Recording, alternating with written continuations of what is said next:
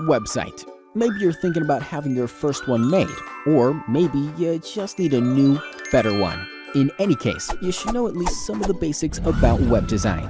And no worries, it will only take 3 minutes. First of all, let's face it, a website is the core of your online marketing activities. If you look at all the marketing channels and techniques, what they actually do is bring visitors to your website. And the main purpose of a website is turning these visitors into customers. In marketing terms, this is called conversion. A bad website will basically cause you to waste money on other marketing methods because you don't need more visitors if you can't turn them into customers. So the better your website is, the more visitors are converted into your customers. And it doesn't really matter whether you sell consumer products online, provide local services, or build houses. Many people in the industry call themselves web designers, but they really are just a bunch of geeks with some basic coding knowledge. Of course, without much planning, they will pretty quickly create a website for you with lots of information, photos, contacts. But the question is that the way to turn the visitors into your customers? Is that what you need? And the answer is simple: no. What you have to do is look for someone serious about web design. Well, that's where we come in. This is how we make websites, by following this 7-phase web design process. Phase 1.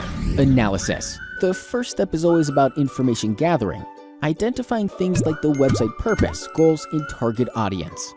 Phase 2. Planning. A plan includes a definition of the sitemap, structure, and technologies that we're about to use. Phase 3. Design. Not only do we focus on wireframe models and the visual style in this stage, but also on the usability of the user interface for the best possible user experience. Phase 4. Content. A very important part of the process is choosing the right text, photos, or videos, all optimized not only for your visitors, but also for search engines.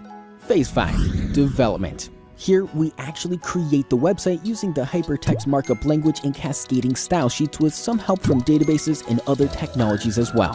If needed, our websites can be made accessible to mobile devices too. Phase 6.